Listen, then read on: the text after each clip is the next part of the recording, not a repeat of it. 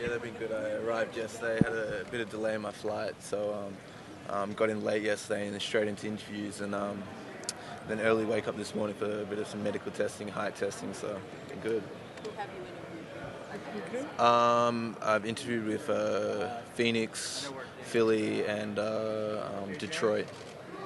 How many more today for you? I have 4 more today. Milwaukee, one of those? Yes, pretty sure. You have a little familiarity with Brett Brown from the Sixers, I guess, coaching your father and all. Just how well do you know him? How long have you known him? What's your relationship like with him? Yeah, I've had a good relationship with him. He brought me into my first ever Australian national team camp a couple of years ago, and it was good to catch up with him again and see where we've gone in these years. Dante, you've been working out in LA since what? Since March? Since after All-Star break. After the All-Star break. Yeah. And just tell us about how that's worked out and what you've been doing there and how it's helped prepare you for this stage and for the draft process. Yeah, it's been good. I've been going twice a day, shooting in the morning, strength conditioning after that, and then a skills workout with some trainers. And it's been a good process for me, and just I guess fine tuning everything that I need to work on. So. Did you miss playing like 5-on-5 over these last couple of months? Yeah, it kind of gets to the point where you're thinking, when am I actually going to get to play for some 5-on-5? But I know with the summer ahead and summer league and World Cup with the Australian national team and then the NBA season, I'm going to get to play a lot of 5-on-5. So if I got to spend a couple of months just working on my game, and that's all I'm going to get for the until like next year this time, then I'll take it. Dante, which teams so far have interviewed you? What was that? Which teams so far have interviewed you? It was Phoenix, Detroit, and Philly. How did it go? Yeah, they were all good. Good to finally meet them and put names to faces. Yeah. What kind of questions did they have? What were they wanting to know about? Yeah, it's a typical questions, and it was just them kind of explaining why they want to meet with me. They haven't seen me, what my game's like. Just trying to get a feel for me as a person. What have you worked on specifically since you came to LA? I think what I've really tried to work on was definitely obviously shooting. Everyone can get better at shooting, and that's one thing me and my trainers have definitely tried to get better at. Also, finishing around the rim. Stepping up to the next level is going to be a huge jump. So finishing and post moves. So as a taller guard, it's a good thing to have.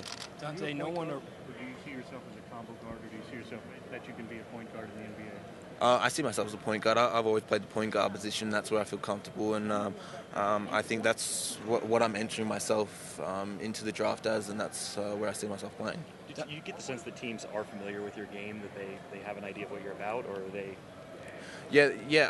I guess they all have an idea of what I'm about, but like they said, they've seen some of the college players play 40-game seasons, and they haven't seen me a lot. So I guess when they're trying to look at tape, they can't see a lot of tape on me. Do you feel like that puts you at a disadvantage? Yeah, it both has its advantages and disadvantages because they haven't seen me since last year, July. But also, I guess I stay hidden in a way. But yeah, so it works both ways. Dante, when you say you see yourself as a point guard, because obviously that's what you play. When you see teams talking to you, showing interest that already have established point guards, does that? Yeah, most teams looking at me, they're trying to look at a kind of a 2-point guard setup, which kind of works where they can get it to either point guard and they can run the show. So I think works both ways. Can you describe your game? Because none of us have seen you play, except for a few YouTube clips, that kind of stuff. Yeah, so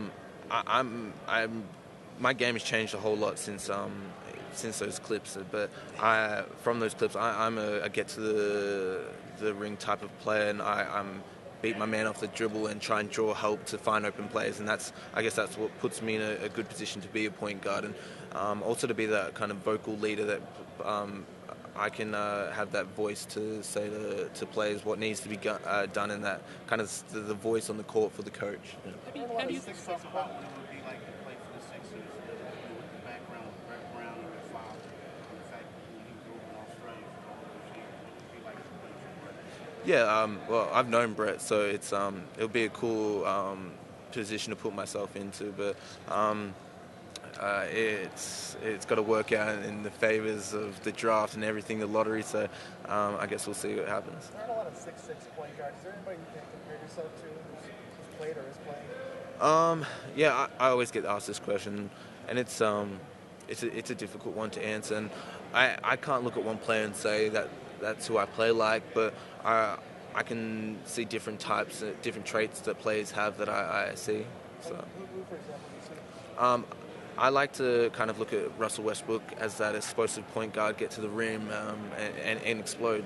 But then also I like to also look at Manu Ginobili when he gets into the paint, and also the way he can finish. So it's just looking at different plays and what they can do and how it can help my game.